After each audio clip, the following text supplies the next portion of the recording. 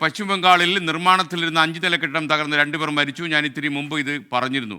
കൊൽക്കത്തയിലെ ഹസാരിമുല്ല ബഗാനിലാണ് അപകടം ഉണ്ടായത്. കുടുങ്ങിക്കിടന്ന 13 പേരെ പുറത്തെത്തിക്കാൻ കഴിഞ്ഞു. രക്ഷാപ്രവർത്തനം ഇപ്പോഴും തുടരുന്നുവെന്ന് ഞങ്ങളുടെ ബ്യൂറോ റിപ്പോർട്ട് ചെയ്യുന്നു. ആർ അച്യുതൻ വിശദാംശങ്ങളുമായി ചേരുന്നു. ഗുഡ് മോർണിംഗ് അച്യുതൻ, പറയൂ വിവരങ്ങൾ.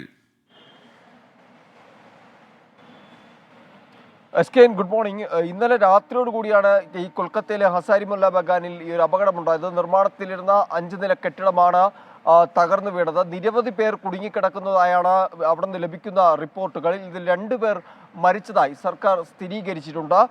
13ഓളം പേരെ ഇതുവരെ രക്ഷപ്പെടുത്തിയിട്ടുണ്ട്.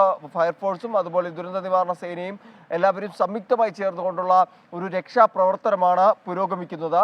അല്പം മുൻപ് മുഖ്യമന്ത്രി മമതാ ബാനർജി ഈ അപകട സ്ഥലം സന്ദർശിച്ച് സാഹചര്യം വിലയിരുത്തി. മരിച്ചവരുടെ കുടുംബങ്ങൾക്ക് 5 ലക്ഷം രൂപയുടെ ധനസഹായവും പരിക്കേറ്റവർക്ക് 1 ലക്ഷം രൂപയുടെ ധനസഹായവുമാണ് സർക്കാർ പ്രഖ്യാപിച്ചിരിക്കുന്നത്. എന്തായാലും അടിയന്തരമായി എല്ലാ നടപടികളും സർക്കാർ സ്വീകരിച്ചതായാണ് മന്ത്രിമാർ ഇതുമായി ബന്ധപ്പെട്ട് പ്രതികരിച്ചിട്ടുള്ളത്. എന്തായാലും നിലവിൽ ഇപ്പോൾ ഈ മേഖലയിൽ രക്ഷാപ്രവർത്തനം പുരോഗമിക്കുകയാണ്. ആർ അച്യുതനാണ് വിവരങ്ങൾ നൽകിയത്.